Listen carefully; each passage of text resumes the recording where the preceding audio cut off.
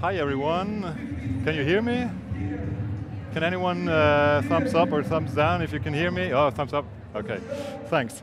So, I'm glad to be here and talk to you about, wow, loud music from out there, about something that we do which is not products, because most of you probably know me or know Freitag as doing bags, as doing clothes. But in fact, what I'm going to do today is talk about the toolbox behind the what and the product. So it's pretty much what I call the secret tools of a modern company. So what do I mean by a modern company? Probably that's something I have to stress. It's about agility. So I guess a modern company means you're agile. I think it's about purpose, being purpose-driven, and I think about also holistic design in terms of products. That means clearly not just to think about the surface of a product, but really to think around it, and I'm going to show you a lot about how we do that.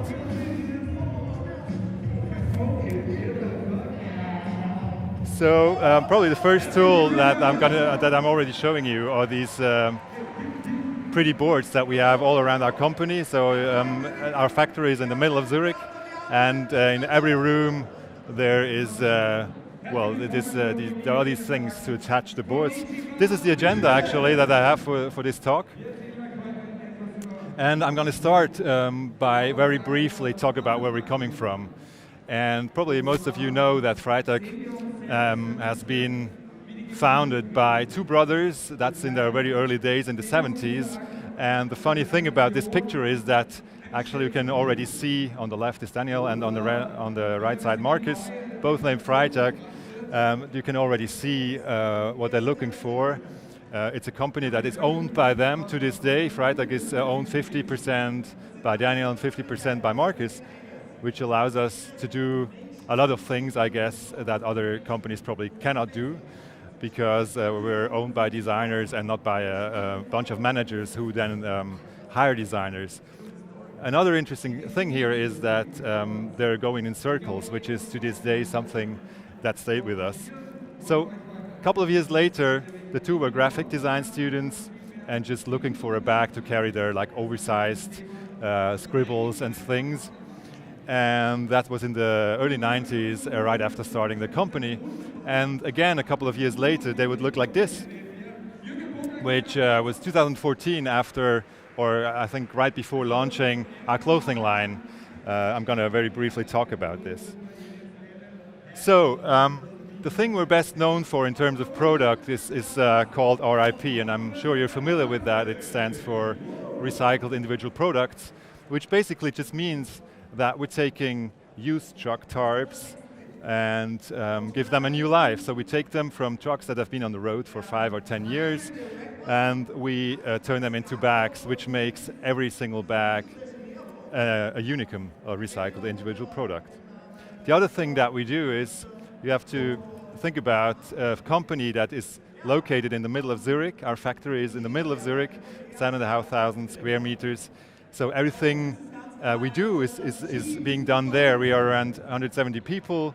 We have, in terms of distribution, one online store, around 15 fully owned stores, and around 470 resellers worldwide. So we have a lot of production guys, blue-collar work that has been done right in Zurich.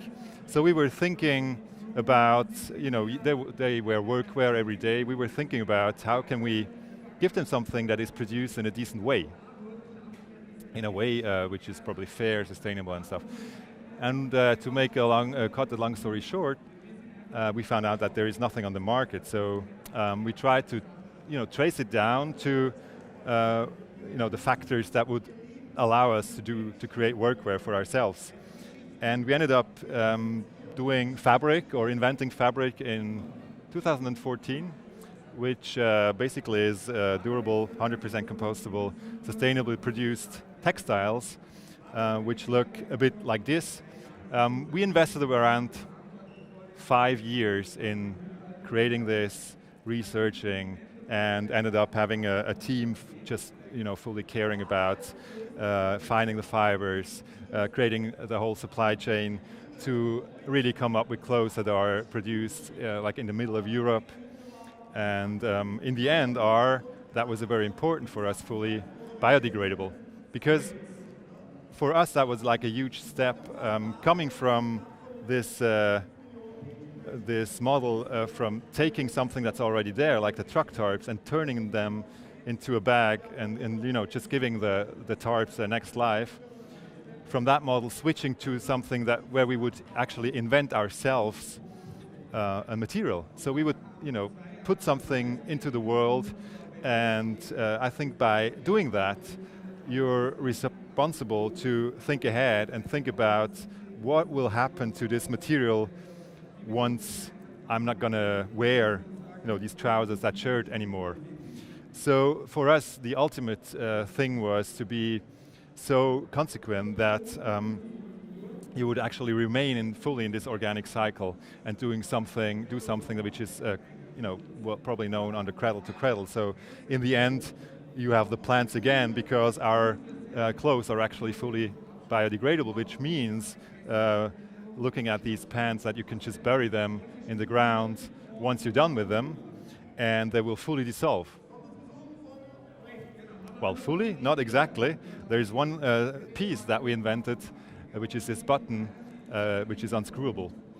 So that's in terms of, when you bury them, you should be able to divide the two cycles, like the organic cycle, which is in terms of these trousers, flax and hemp, and then the not organic cycle, because buttons obviously will not dissolve. So if you wear any Freitag clothes, you can pass them on to your children or grandchildren or grandchildren, whatever. So that's the what, but now I'm going to switch and talk about how we work. And the thing I'm going to start with is what's actually the purpose of our company. And for the moment, it's very clumsy. I think I just kicked out the English slide, which would be a more more decent way to say it, but it's in German, zukunfts- und kreislauffähige Lösungen für die urbane Individuallogistik, which translates in probably, well, you translated yourself. The thing is that we really aim for something which is, stays in a cycle. Products that stay in there, and solutions. And being purpose-driven, I think, means a lot, because it allows you to align a lot of people to what you do. In terms of communicating what a purpose means, for us that's an ongoing challenge, I think. We had a carte blanche 2 or 3 years ago in a design museum. That's the story behind this picture. And we ended up saying it would be really cool to use this carte blanche to display our attitude, which in German really translates quite funny into doing an Einstellung instead of an Ausstellung. But the thing is, so how can how do we make your attitude visible? And we had 2 solutions for that. One was really taking the normal process of producing bags to the absurd level. Meaning we showed up that's the main station of Zurich, and at all kinds of public places, just telling people, please give us back our bags, so we can turn them into something new, which meant we used these bags, we got a couple of hundreds, disassembled them, and put them back together to a new tarp. And then put that tarp back on a truck, and drove around Switzerland with that truck. And then disassembled it again and turned it into bags. So it was basically bags made out of used truck tarps, made out of used bag, made out of used truck tarps, which is like recycling. That was like the stuff that we displayed in the museum, which was like, just probably the more funny stuff. The other one was more challenging, because it meant for us, like, leaning out of the window and really trying or exposing ourselves because we came up with a manifesto, called it the Cyclist Manifest. And I have to be honest with you, this is like the, I don't know, second or third version. We're constantly, adapting it, changing it. And I'm going to take you through very quickly. The first point here obviously goes into the direction I was already talking about regarding clothes and stuff. So if you come up with something, I think you're responsible to keep it in a closed cycle so you don't create anything that, just is trash in the end. Owning objects at last points toward quality, and repairing actually is one of my favorites, because I think by repairing stuff, by really not throwing away things, you probably create a closer relationship to the things you own, because they bear the traces, they bear history actually, and probably make you love them even more. We think that the compatibility is a great thing, and also the whole sharing economy is obviously something which makes a lot of sense to us. The number 6 here is a funny thing. If everyone here, I guess, owns aluminum, metal, silicon, a whole lot of stuff that you're not really interested in, because the only thing you're really interested in is having access to computing power. So you don't care about owning all this stuff. Everyone here probably owns energy-saving light bulbs, but what you really want is light. And we think by really thinking about the results and not the resources, that opens up like a whole field for innovation and for new services. Finally, we lose speed to win time. Can you actually save time? I don't think you can save time. I think that's one of the fundamental errors in the whole business world, because a lot of people are telling you, oh, okay, yeah, efficiency will save this and that, but there's no. I'm coming from Zurich. I'm coming from like one of the banking centers of the world, but there's no single bank that will offer you an account where you can store your time. Time is just coming, and if you don't take it, it's gone. So the only way to actually have time is by taking it. And probably a lot of you read Momo from Michael Ende. It's a very nice book. You should probably reread it from time to time. There is a perfect example of that. By saving time, usually you're losing time because you save time for others who benefit in.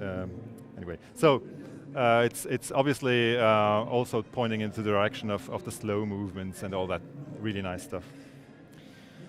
So the Cyclist Manifest is one thing, and obviously it's quite on a high level, and you have to boil it down, which we in our case did it in this little book, which is I think I even brought it with me, which is quite small and starts with 3 basic questions, which are what the F, how, and why. And it's basically like that's the size of it actually. It's basically like a recipe, a book of recipes to work like in daily life. And it's kind of, how you could say that, we're looking for diversity ultimately, and believe a lot in just opening up a lot of opportunities, but this can also create a framework in daily life. And I'm going to explain to you, probably by being in Austria, by thinking about the shop manager of our shop in Vienna.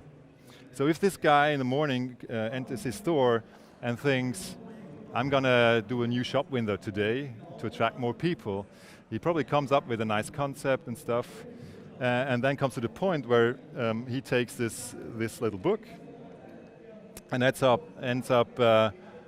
taking this principle here, irritation. And just by looking at what you did so far and by then challenging it with these principles like irritation, I think that probably this adds to bring this idea to another level. You can switch through that, and well, basically it works. On the right side, there's these words which explain in general what we mean, and on the left side or on the flip side of these pages are the actual examples out of the Freitag world. So another nice one is obviously bleibende Bilder, pictures, images that stick in your head, which could also be very interesting in that case of the shop people.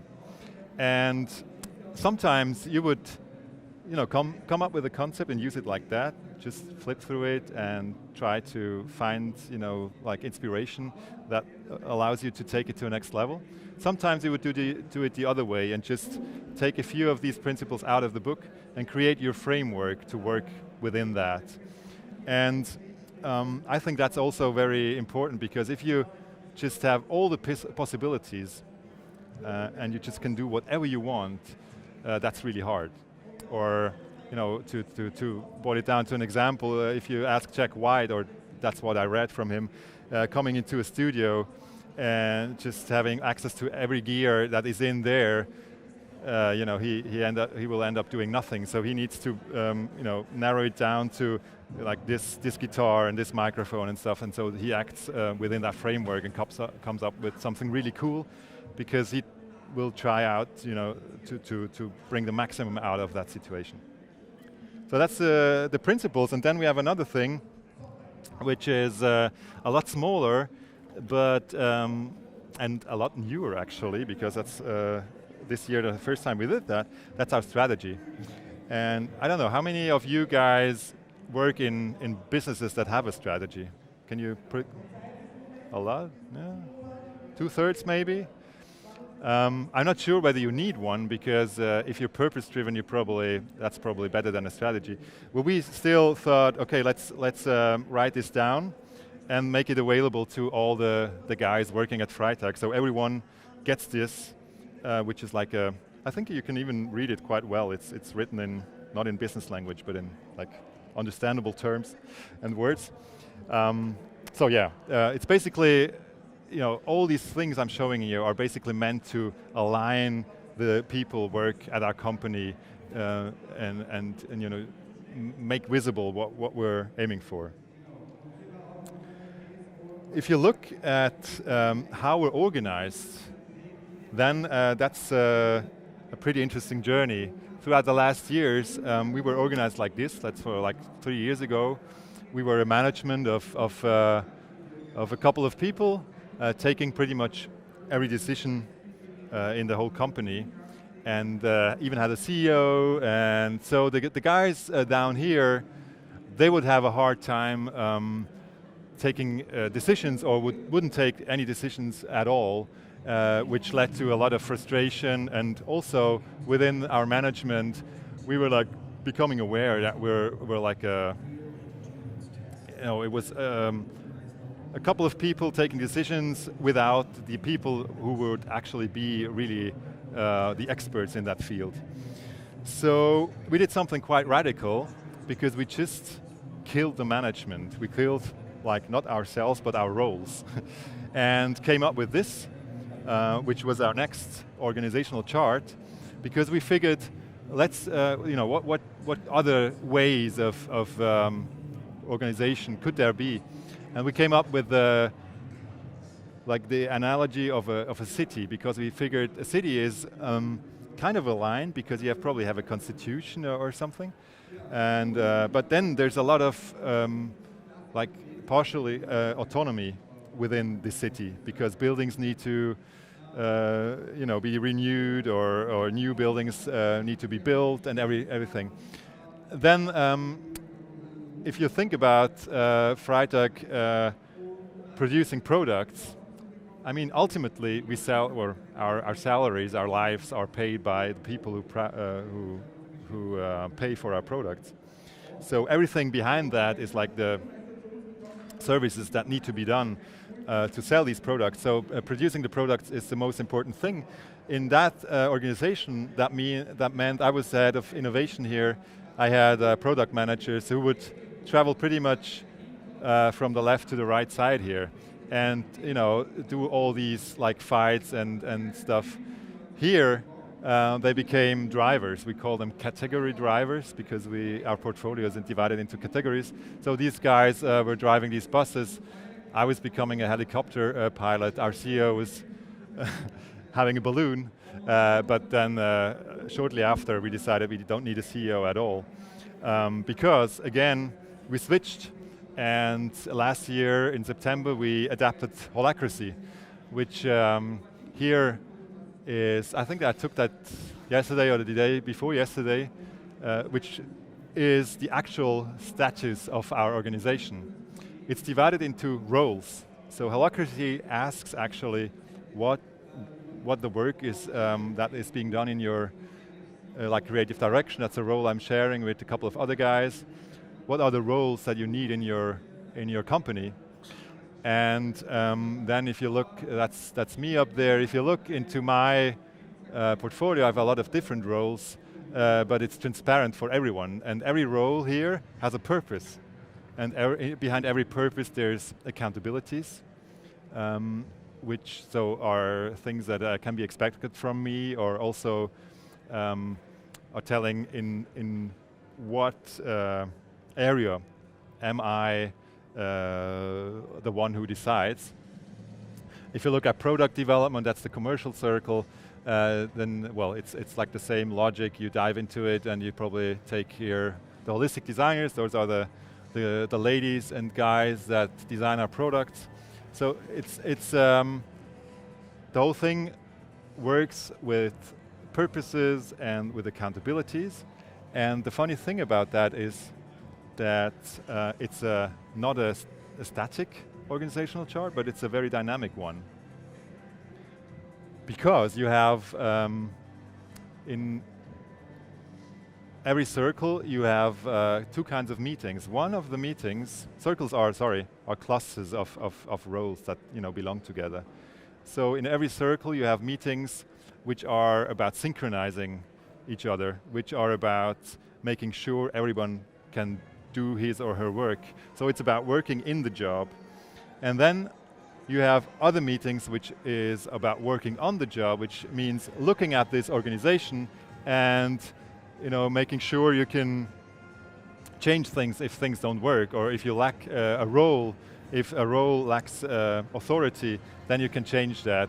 So that means basically that today, I took this, as I said, yesterday or before yesterday, today probably looks completely different. Because probably some roles are gone or adjusted, others are being built. So it's constantly evolving, and just acknowledging that there's no perfect organization and organizational chart, but it's about really continuously evolving it. Obviously, what I didn't tell about that is that you don't have a personal boss anymore. It's like everyone is within his role or her role is boss.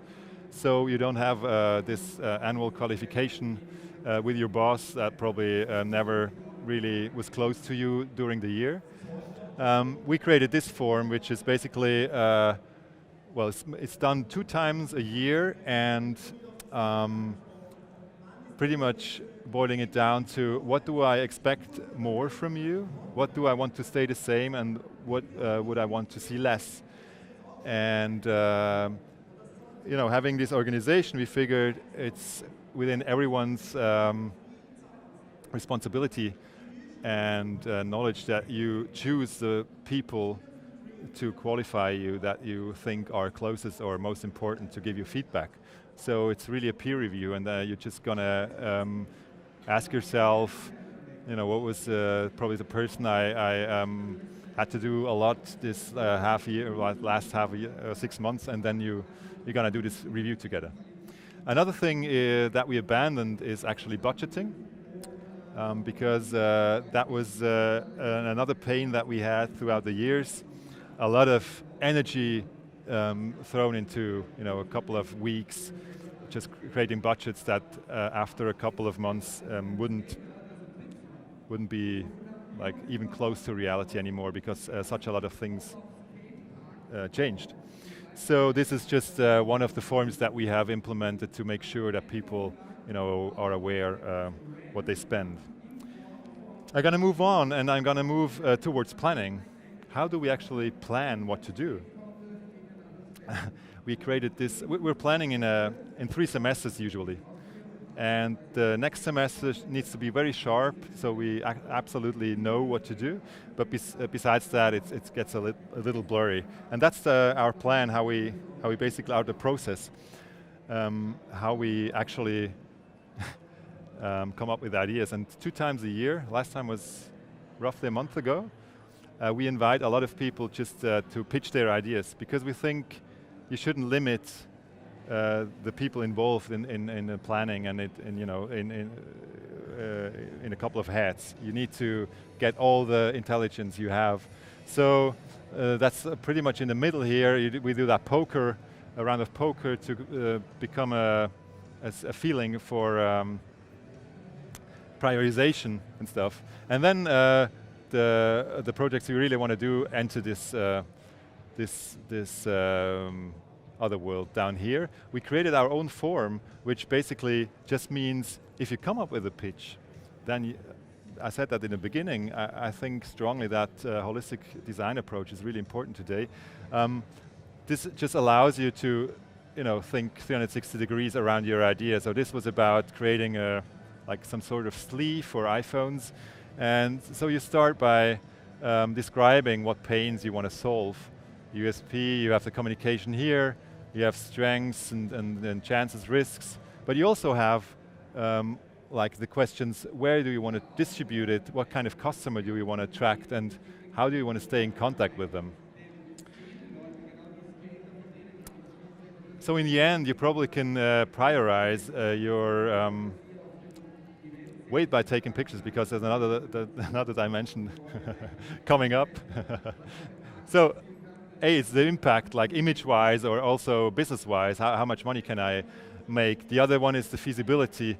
Is it feasible or, yeah. So if you end up here, probably you think you have the sweet spot, but then there's one other dimension which is crucial, and it's a very simple one, but a very obvious one, because you need actually to get people, to find people who really are burning for this. So without this dimension, you can have like the best bunch of projects, but if they don't really burn for it, if they really, if they don't care for it, if it's just a job to them, 9 to 5, you won't succeed.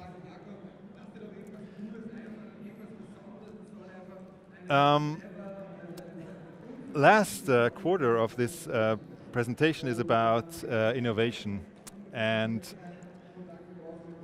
I was briefly talking about that in this 3S, 3 semester planning. We do a lot with scrums, which means basically dividing work into pieces where you put a focus and you create define a backlog, and have a couple of people usually following that logic, giving inputs. You need people who perform and come up with a recommend. You probably have people who have some sort of qualified input, which is called agree, and then you have a decision, and you go into the next loop by redefining what the focus should be for the next step, and so on. Which basically means that you don't know where you end up. A lot of times, when we create products, when we did this bag, which is a very, very simple one. I mean, when we started, we had completely different pictures in our mind. So ultimately, we think, or we know that we cannot look at a timeline and say, okay, here we're going to launch a product, and then from that, go backwards and say, okay, so now we have to start here, because there's so many different topics that you wouldn't know before starting actually working at a project, that we do it the other way around, and we just that is a saying, you only can eat an elephant in pieces.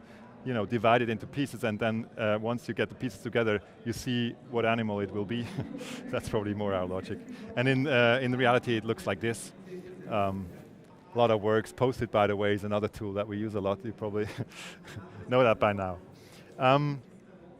How do we plan, actually, the time of the designers and prototyping? We created this Lego-based calendar, which is I think all 3 weeks we have a session with everyone working in creation, and every designer has his or her color, and so we try to adjust the blocks. One block is, by the way, half a day, and I think probably as everyone here, we tend to underestimate the amount of work that has to be done to really get there. Another thing is Evernote. Probably a lot of you use that as well. We use it as a common, like a knowledge base for knowledge sharing. So I think we started around 6 or 7 years ago, and basically just throw everything that we think in any way could be interesting for us in there. And so these are the tags that you can look for. So this one will be fold. Yeah, and then there's like foldable inspiration. You know, if you want to create a foldable bag, you probably find something in there. I'm gonna move on to another thing. I was talking about taking your time before, and I think in innovation, it's so important that you, talking about Lego calendar, about planning time, you don't just plan everything, but you leave space. You really take space and give this space and time to the designers, and they will come up with great ideas, great stuff to surprise you. Like this was something, I have tons of example here. If you talk to the guys from the markets, they will always stay like in right now and look at others, at benchmarks, and come up with ideas that will be yesterday's ideas by the time that we can realize them. So talking to the designers themselves and allowing them to come up with whatever they want is a very successful thing for us. The other thing is the opposite, time and space. Sometimes you need, well, not space up there, but space in terms of something outside the factory. We have this building, this workshop in the middle of Zurich, where we meet occasionally, and that was a meeting a week ago, I think, with a bunch of designers. We just find it very inspiring to get out and to have this other space. Probably you need a couple of spaces. I think the guy from SAP before me was also talking about that. So, finally, talking about these boards, visualizing things is one of our, really core things. We need to visualize everything because we're a design-driven company. We're owned by designers, and so it's probably the easiest way to just tell you that I'm almost done now by showing you our logo in a slightly different way. Yeah, that was pretty much what I had for you about tools that we use, and I think I'm going to close by this, and we can probably take 1 or 2 questions unless there's another thing coming, which is wasn't too funny, I know. But there's another thing I really want to talk about briefly, which is trust. And what do I mean by that? Not only trusting people that you work with, that's okay. But if you think about creative partners that you have and about marketing output that you want to have, a lot of times I think it's a misunderstanding that a lot of companies do, that those people need good briefings and scripts and stuff. I think they really ultimately just need trust, and I'm convinced by that because we try that and we do that a lot. Usually working together with agencies or creative partners, we're not looking for guys who just fulfill what we think of, but authors, guys who come up with their own ideas. And we did that a couple of times, for instance, with this little movie here. I'm not going to show it to you. It's just, it's about a backpack, and it's phenomenal. You should actually watch it. It looks like it was, it's 100,000 francs production, but it's a tiny fraction of that. We just told them we have this amount of money and do whatever you want with it. And so they came up with this great work. Another one are these two guys. Another example, a writer and a photographer. We just told them, go on a trip for like 3 months to Europe and just send us stories, what's happening there. And the one I'm going to show you quickly is the latest, and I just had a FaceTime talk like a couple of hours ago, where I actually saw the what came out of this. From Truck till Bag is the journey that our bags do. So this is the actual briefing. It reads, all that's important is that at the beginning there's a truck and at the end there's a bag, and everything in between is up to you. Because, I mean, doing what we do, creating bags out of a specific material means that you have to tell the story all the time so people are aware that there's more than just the surface. So the first one is Neil Stubbings. It's a motion designer from Zurich. And he came up actually with this, but I'm not going to show you the movie entirely. It's just a teaser because the movie will have its premiere next week in Zurich. If you are there, come around. We're actually in a movie theater, and well, let's have a look at it.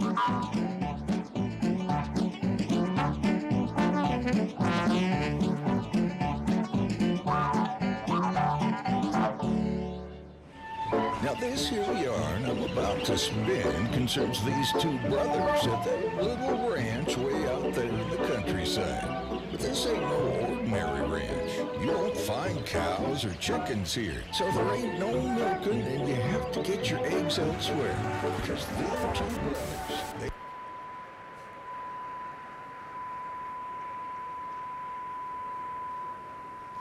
Yeah, sudden interruption, but I think the best thing for you to do is just sign up for our newsletter, so you're sure you don't miss the premiere next week. It comes like in regular intervals, and it's short, a lot of pictures, sometimes funny, so you might want to sign up. Anyway, that's it for me. Thanks for listening to me, and I don't know, have you probably 1 or 2 minutes to get some questions if you have any. Others, well, have fun, and thank you.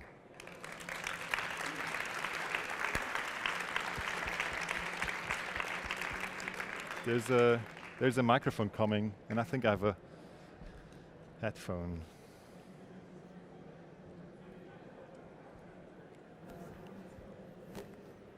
Okay, can you hear me? Yeah. Yeah. Hi, I'm Michael. First of all, thanks for your speech, very inspiring. What I'd like to know is the change from the traditional organigram to the holacracy. What was the trigger? Did you have an urge internally so people were unsatisfied, or was it something different? There was, well, actually, there was some kind of frustration in I think, within the F crew, the people who work at Freitag. There was also a lot of frustration within the management because we just felt that this wasn't right, and ultimately the driver was we wanted the guys working at Freitag again to become some sort of entrepreneurial co-workers. So everyone should feel like I'm responsible for this company. I'm responsible within my job description to make this happen. So we knew that we have really turned around. And the other thing was that we just felt that having a very stable but also not agile structure, we wouldn't be able to react as quickly as necessary to the market, because it changes so fast, and for us, it's all kind of different markets, different products, different competitors. So we really wanted to get this agility back. Yeah, the main drivers.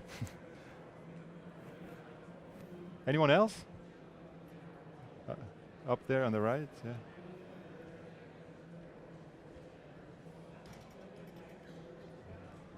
Thank you for the speech. One question, you talked about Scrum and some agile methods. Do you also use them in the back office or only in the engineering departments? Or in the mainly in the design process. Do you have some agile methods in back office also, or? Well, I mean, no. Mostly in design methods means the whole company pretty much cares about design, because we do everything internally.